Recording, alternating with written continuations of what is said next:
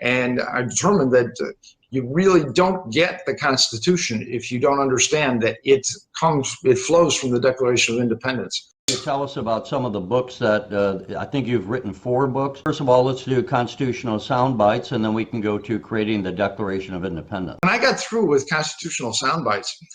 even though it was concentrated on the Constitution, I discovered actually, thanks to the ability to do searches with your computer, that there was 140 references in my book about the Constitution to the Declaration of Independence.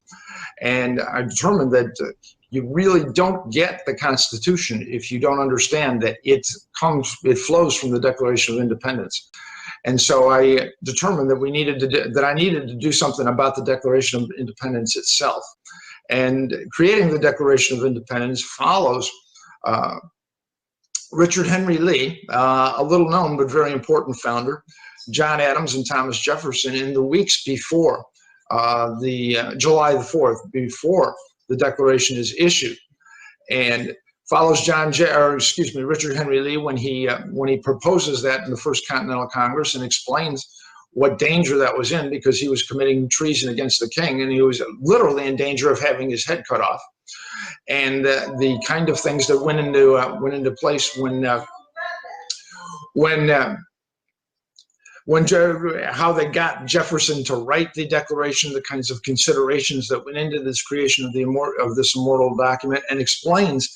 in a little more detail 55 words that I would consider to be the American creed, that start with "we hold these truths to be self-evident" and finish with "the consent of the governed." And we talked a little bit about the preamble earlier, and most people